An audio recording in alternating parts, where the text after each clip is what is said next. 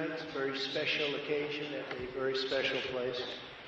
You and all of those watching are the heart and soul of this incredible movement and greatest country in the history of the world. Very simple. There's never been anything like it. This great movement of ours, never been anything like it, and perhaps there will never be anything like it again. There's never been anything to compete with what we have all done. Because of you! Ladies and gentlemen, distinguished guests, and my fellow citizens, America's comeback starts right now.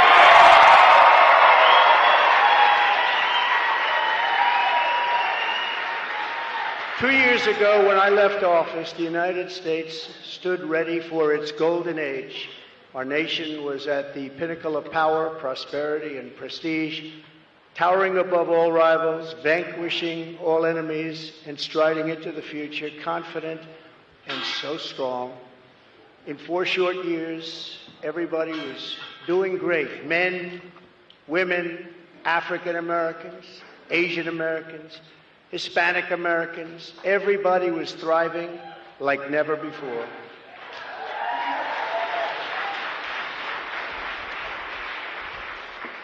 There was never a time like this. We turned the page on decades of globalist sellouts and one-sided trade deals, lifted millions out of poverty, and together we built the greatest economy in the history of the world.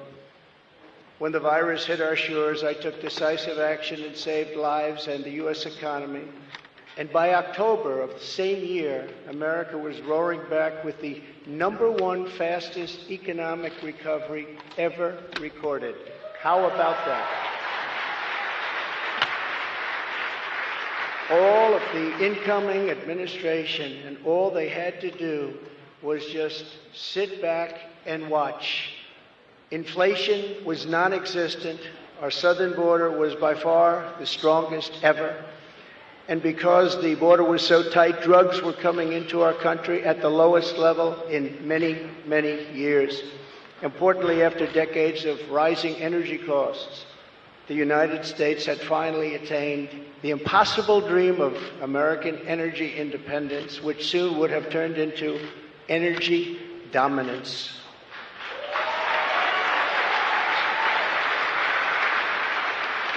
For the first time in memory, China was reeling and back on its heels. You've never seen that before, because the United States was outdoing them on every single front, and China was paying billions and billions of dollars in taxes and tariffs.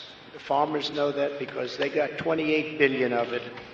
No president had ever sought or received $1 for our country from China until I came along, and we were getting hundreds of billions of dollars. Many people think that because of this, China played a very active role in the 2020 election. Just saying, just saying. Sure, that didn't happen. Instead of jobs and factories leaving America for China, they were for the first time ever leaving China for America.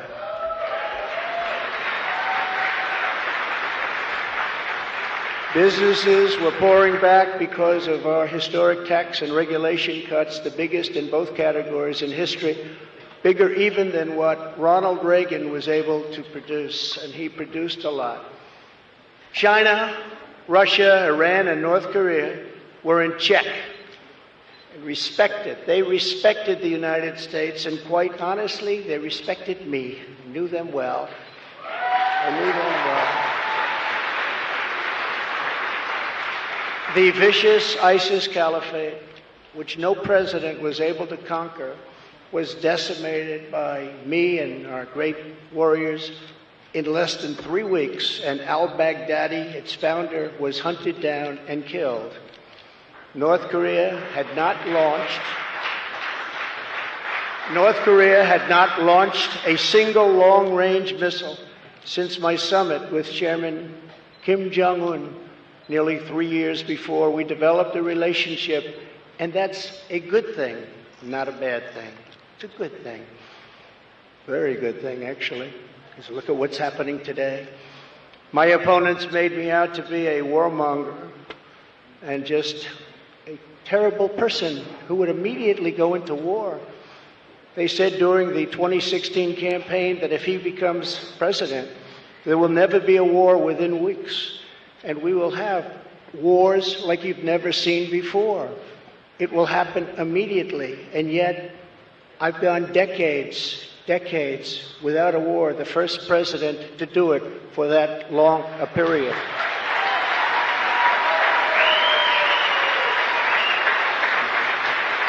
The world was at peace, America was prospering, and our country was on track for an amazing future because I made big promises to the American people, and unlike other presidents, I kept my promises.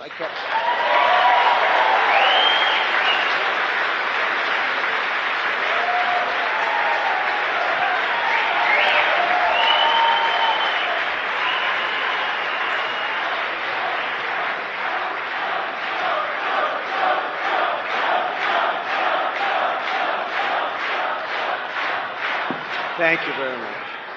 Under our leadership, we were a great and glorious nation, something you haven't heard for quite a long period of time. We were a strong nation, and importantly, we were a free nation. But now we are a nation in decline. We are a failing nation. For millions of Americans, the past 2 years under Joe Biden have been a time of pain, hardship, anxiety, and despair. As we speak, inflation is the highest in over 50 years. Gas prices have reached the highest levels in history and expect them to go much higher now that the strategic national reserves, which I filled up, have been virtually drained in order to keep gasoline prices lower just prior to the election. Joe Biden has intentionally surrendered our energy independence. There is no longer even a thought of dominance, and we are now begging for energy help from foreign nations, many of whom find us detestable. Our southern border has been erased, and our country is being invaded by millions and millions of unknown people, many of whom are entering for a very bad and sinister reason. And you know what that reason is. We will be paying a big price for this invasion into our country for years to come. Hundreds of thousands of pounds of deadly drugs, including very lethal fentanyl, are flooding across the now open and totally porous southern border. The blood-soaked streets of our once great cities are cesspools of violent crimes, which are being watched all over the world as leadership of other countries explain that this is what America and democracy is really all about. How sad.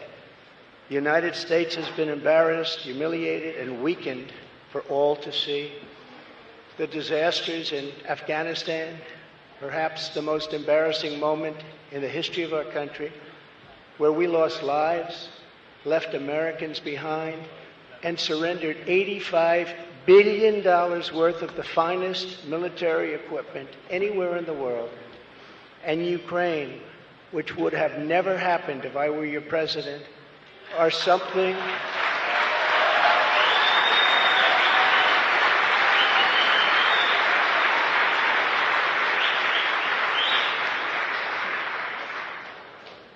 and even the Democrats admit that. That's something I've seen them admit over and over again. But our enemies are speaking of us with scorn and laughter and derision because of those two events. But there are many more.